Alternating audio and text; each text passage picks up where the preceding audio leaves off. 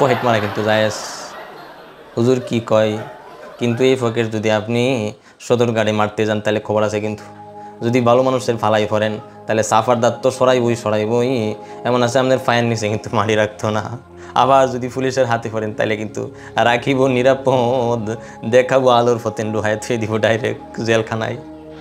তো বুঝতে হবে কোন জায়গায় পকেট মারা যায়। আরে সহি হাদিস আর কি বলতেছি, এটা পকেটের কথা না, আমার ফেরের কথা না। এটা বুখারী শরীফের ৭১৮০ নম্বর হাদিস, মুসলিম শরীফের ১৭১৪ নম্বর হাদিস।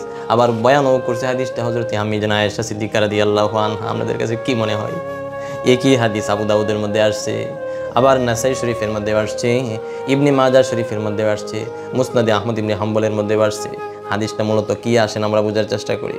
হিন্দা আসছে, হিন্দা আয়েশা আবু সুফিয়ানের ব্যাপারে নালিশ করতেছে, ওগো পয়গম্বর, স্বামী আমার অনেক কিপটা, এত কিপটা স্বামী দুনিয়াতে আর হয় না, এখন কেমনে কি করবো, আমার যেই টুকটাক খরচপাতি এগুলোর একটাও দেয় না, টাকা চাওয়ার আগে আমাকে ধমকায়া ফালাইয়া দেয়, এক সাইড করে ফেলে, এখন কি করব না করব, আমাকে রাস্তা বাতলাইয়া দেন।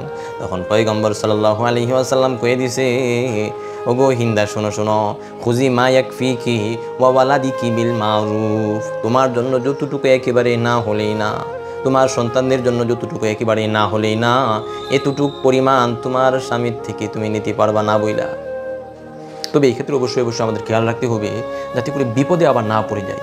এক জায়গায় সফরে যাচ্ছেন, 500 টাকায় শুধু ওনার হাতে আছে, এখন 500-র মধ্যে আমি 400 সরাই ফেললাম, তাহলে দেখা যাবে আমি ওনার গলা কাটার মতো, অনেক বড় বিপদে পড়ে যাওয়ার সম্ভাবনা আছে। তো যদি কোনো বিপদে পড়ার সম্ভাবনা না থাকে এবং কোনো সমস্যাও না হয় এবং এটা নেয়ার পরে ওনার অতিরিক্ত কোনো পেরেশানিরও কারণ না হয়, এই সমস্ত বিষয়গুলো যদি আমরা খেয়াল রাখতে পারি, তাহলে আমরা ওই অবস্থায় স্বামীর পকেট থেকে অল্প কিছু টাকা, যেগুলো একেবারেই না হলেই না, আমরা নিতে পারি।